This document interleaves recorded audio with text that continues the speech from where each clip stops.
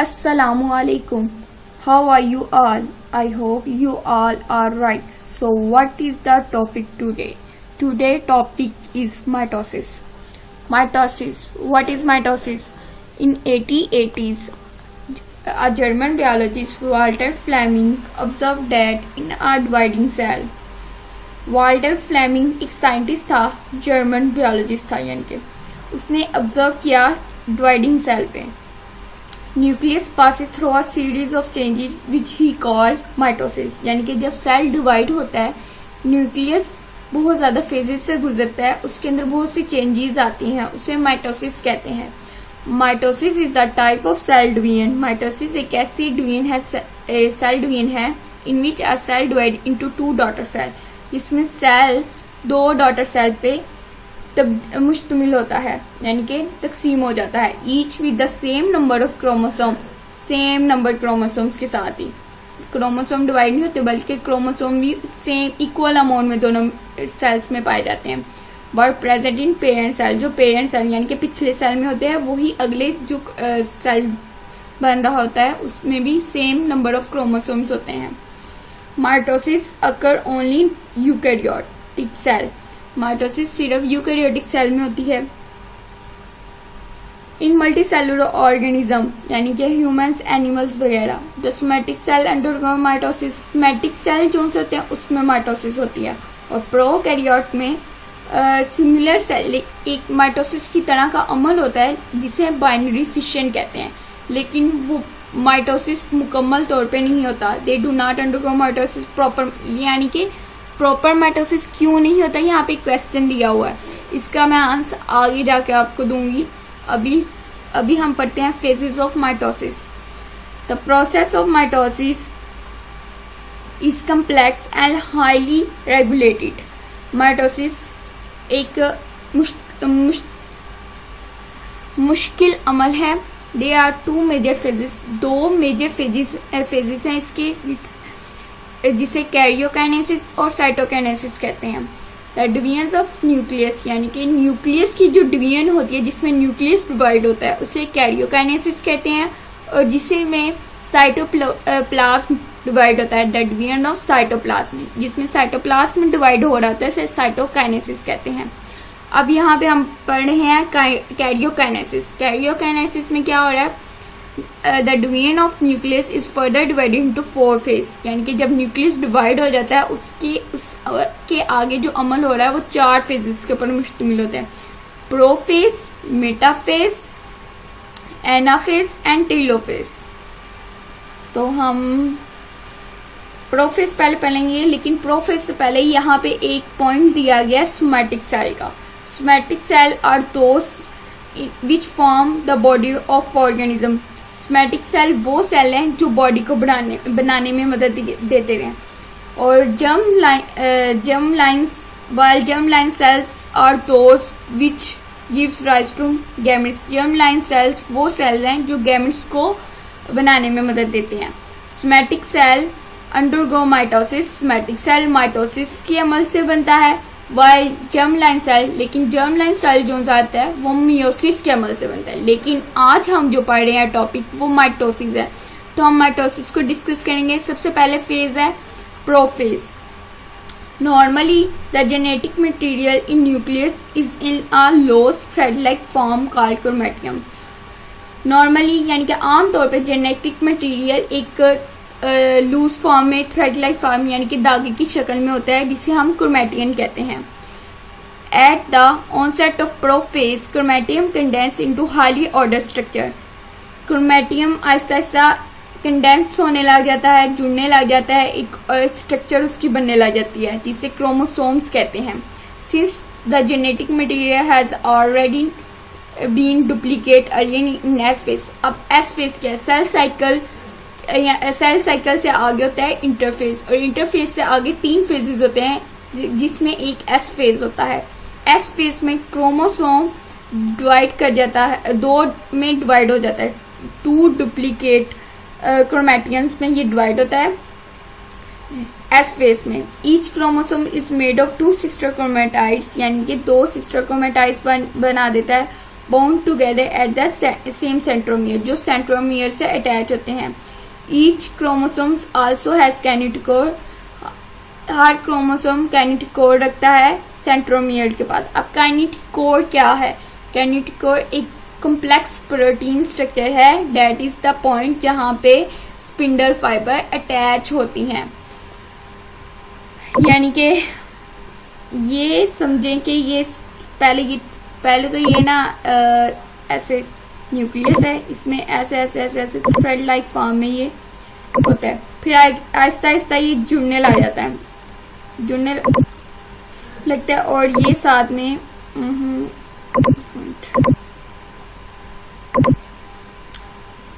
जुड़ के ये दो क्रोमोसोम एक क्रोमोसोम बना देता है।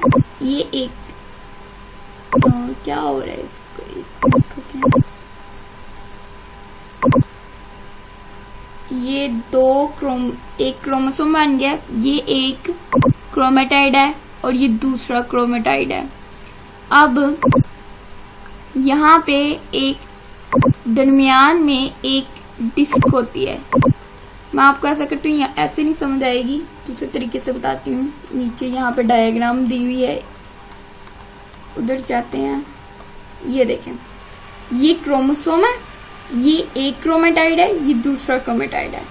यहाँ पे दरमियान में देखें एक जो पॉइंट है जिससे वो अटैच है, उसे सेंट्रोमियर कह रहे हैं। और ये साइडों पे जो ब्लू ब्लू कलर का है, ये प्रोटीन है जिसे काइनेटिक कोर कहेंगे हम। वापस जाते हैं।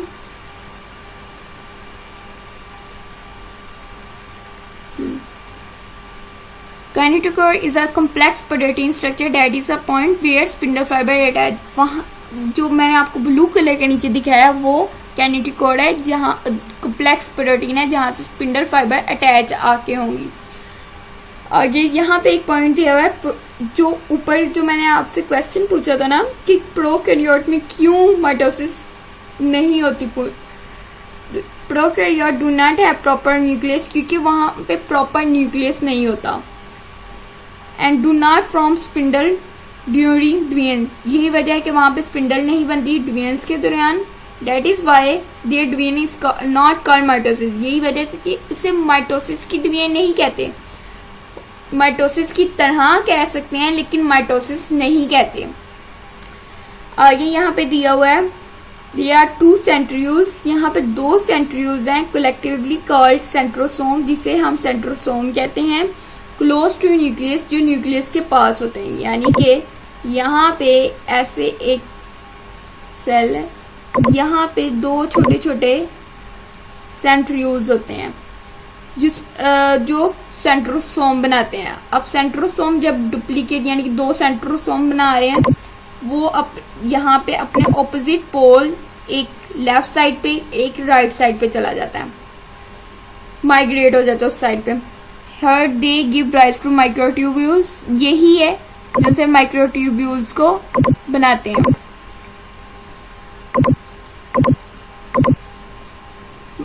माइक्रोट्यूब्यूल्स सेंट्रोसोम से माइक्रोट्यूब्यूल्स अराइज होती हैं।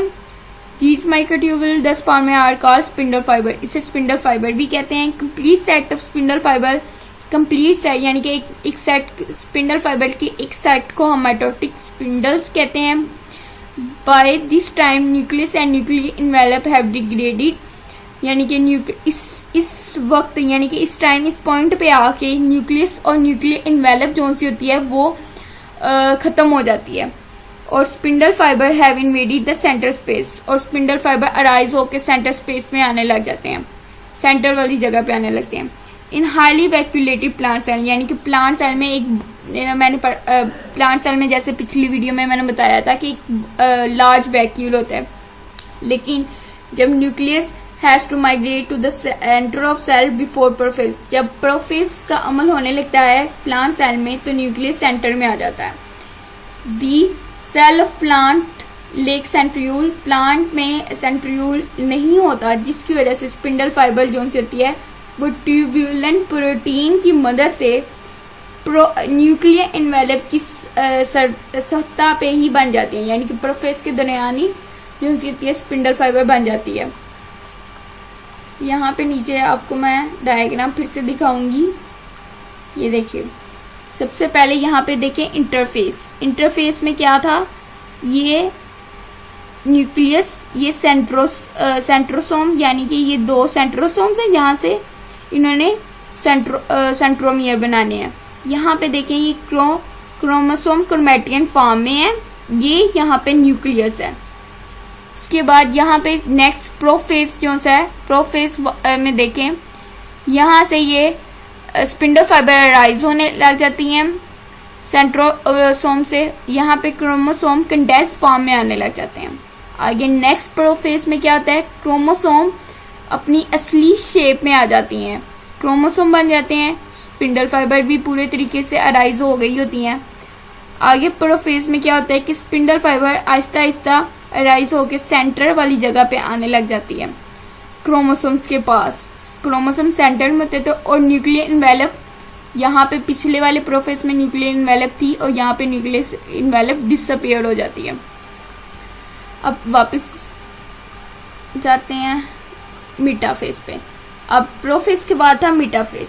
मेटाफेज में क्या होता है, when spindle fibre have grown to sufficient length, जब स्पिंडल फाइबर एक लेंथ यानी कि जो उसका पॉइंट होता है जिसके मुताबिक उन्होंने ग्रो करना था वो ग्रो कर गई होती है। Some spindle fibers known as kinetochore fibers, कुछ स्पिंडल फाइबर को कैनिटिकोर फाइबर्स कहते हैं क्योंकि वो कैनिटिकोर से आके अटैच हो जाती है। कुछ को नॉन कैनिटिकोर कहते हैं क्योंकि कुछ फाइबर्स जो सी होती है स्पिंडल फाइबर्स वो हाफ ही रह जाती हैं, यानी कि अपनी लेंथ तक नहीं पहुंच पाती, उसे नॉन कैनिटिकोर फाइबर्स कहते हैं।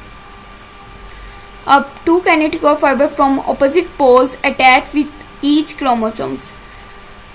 2 कैनिटिकोर फाइबर्स आके सेंट्रोसोम से अटैच हो जाती हैं, यानी क्रोमोसोम्स का के दरमियान में जो सा सेंट्रोसोम होता है वहां पे अटैच हो जाती हैं ऐसे करके। Chromosomes arrange themselves along the equator of cell forming metaphase plate. अब मेटाफेज प्लेट क्या है, मेटाफेज प्लेट ऐसी प्लेट है जहां पे क्रोमोसोम एक लाइन में आके लाइन यानी कि सीधी बिल्कुल लाइन क्रिएट करते हैं और क्रोमोसोम एक अरेंज फॉर्म में आ जाते हैं, उसे मेटाफेज प्लेट कहते हैं। A number of other fibres from यानी कि नॉन कैनिटिकोर फाइबर जो होते हैं from the opposite centrosome attach with each other, वो इससे आके अटैच हो जाते हैं। इससे पहले मैं आपको डायग्राम दिखाऊंगी मेटाफेज। ये देखें मेटाफेज में क्या हो रहा है, ये क्रोमोसोम अपनी मेटाफेज प्लेट में आ गए यानी कि अरेंज फॉर्म में आ गए हैं।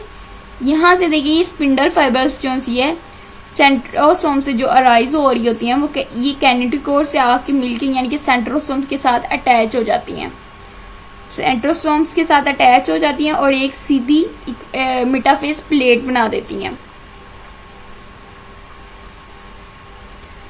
Anaphase when a kinetochore spindle fiber connect with the kinetochore of chromosome, जब स्पिंडल फाइबर जो कैनिटिकोर होते हैं वो क्रोमोसोम के कैनिटिकोर से आके कनेक्ट करते हैं तो it start to pull toward the originate centrosome. जो साइडों पे सेंट्रोसोम होता है उसके वो एक इस साइड को खींचता है, एक इस साइड को खींचता है। स्पिंडल फाइबर जो सी थी वापस अपने सेंट्रोसोम की तरफ जा रही होती है, दूसरी स्पिंडल फाइबर अपनी साइड को।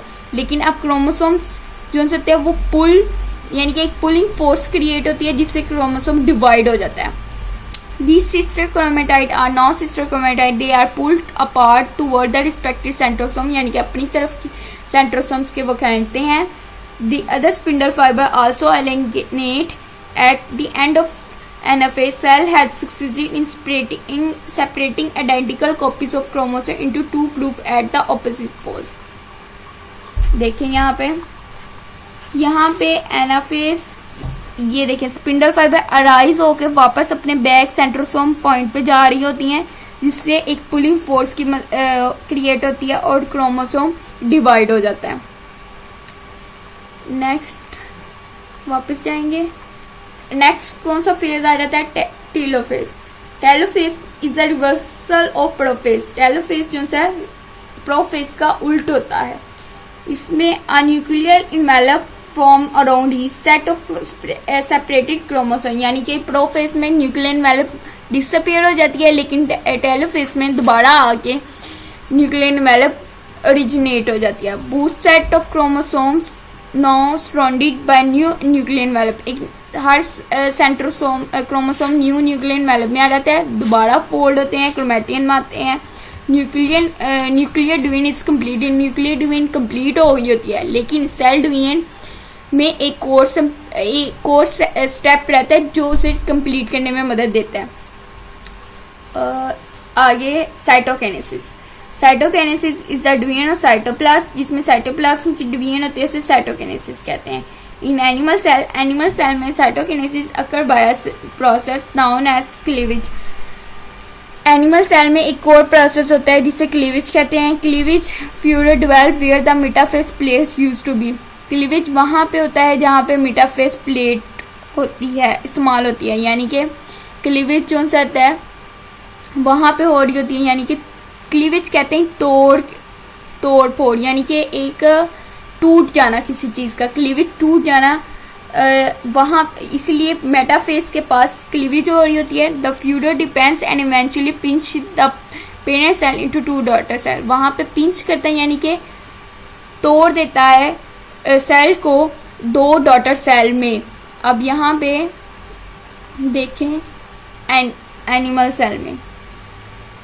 सेल में देखिए ये क्लीवेज फ्यूरो, ये सेल था पहले, दो क्रोमोसोम में डिवाइड हो गया, दो न्यूक्लियस पे, सॉरी, यहाँ पे एक क्लीवेज पॉइंट आ गया, यहाँ पे क्लीवेज स्टार्ट हो गई, पिंच हो गया, एक फोर्स क्रिएट हुई जिससे पिंच होकर दो डॉटर सेल बन गई.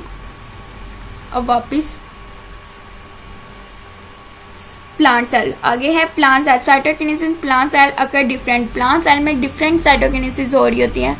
Vesicle derived from the Golgi apparatus move to the middle of cell and fuse to form membrane around boundary disc called cell plate और paragamoplasm. अब इसमें क्या होता है, प्लांट सेल थोड़ी सी एनिमल सेल से डिफरेंट हो रही होती है. इसमें वेसिकल्स होते हैं जो पहले अराइव्ड होते हैं गोल्जी अपरेटस से, और वह मेम्ब्रेन सेल की तरफ जाते हैं. The plate grow outward and move vesicle fuse with it, जिससे एक प्लेट ओरिजिनेट हो जाती है, वेसिकल फ्यूज हो जाता है फाइनल और डिवाइड होने लग जाता है. Finally membrane of cell plate fuse with the plasma membrane. ये जो प्लेट होती है सेल प्लेट, वो फ्यूज कर जाती है प्लाज्मा मेम्ब्रेन से. It connect join the parent cell wall, और पेरेंट सेल वॉल से मिल जाती है. This result of is two daughter cell each bounded by its own plasma membrane and cell wall. इसका रिजल्ट क्या निकलता है, दो cell wall daughter cell wall बन जाते हैं जो अपना ओन प्लाज्मा मेम्ब्रेन रखते हैं और अपना ही सेल वॉल रखते हैं.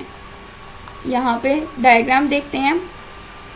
यहाँ पे देखिए एनिमल प्लांट सेल की डायग्राम ये वाली है. इसमें एक cell wall, vesicle containing cell wall material, यानी कि वेसिकल जो सा ये वेसिकल ओरिजिनेट हो रहे होते हैं और जाके सेल वॉल की तरफ मूव कर रहे होते हैं. यहाँ पे एक प्लेट क्रिएट हो जाती है और फिर आहिस्ता आहिस्ता ये डिवाइड होकर दो सेल डॉटर सेल बना देते हैं, जिनका अपना ही सेल वॉल होता है, अपना ही क्रोमोसोम्स होते हैं, प्लाज्मा मेम्ब्रेन होता है. न्यूक्लियस. अब यहाँ पे क्वेश्चन है, nucleus is visible only in interphase while chromosome are only visible in cell division stage. Why is that? उसने क्या है, न्यूक्लियस जो है सिर्फ इंटरफेस में हमें नजर आता है, लेकिन क्रोमोसोम जो सा विजिबल हमें नजर आता है वो सेल डिवीजन में. क्यों ये इस तरह का होता है? यहाँ पे आंसर दिया हुआ है, nuclear membrane break during cell division. Nuclear membrane जब ब्रेक होती है तो वो cell division so there is no distinct nuclear. जब न्यूक्लियर मेम्ब्रेन ब्रेक होती है तो उसमें सेल डिवीजन होती है. सेल डिवीजन जब हो रही होती है तो वहाँ पे न्यूक्लियस हमें नजर आ जाता है, डिस्टिंक्ट होता है, जिसकी वजह से हमें न्यूक्लियस नजर आता है. इन इंटरफेस में nuclear material is in the form of fine chromatin which condense during prophase to get the shape of chromosome. लेकिन इंटरफेज में न्यूक्लियर मटेरियल जो होता है वो पहले थ्रेड लाइक फॉर्म में होता है, फिर आहिस्ता आहिस्ता उसकी शेप आती है, कंडेंस्ड होता है और क्रोमोसोम की शेप देता है जिससे हमें वो नजर आता है, एग्जैक्ट शेप उसकी देता है जिससे हमें वो नजर आ जाता है. अब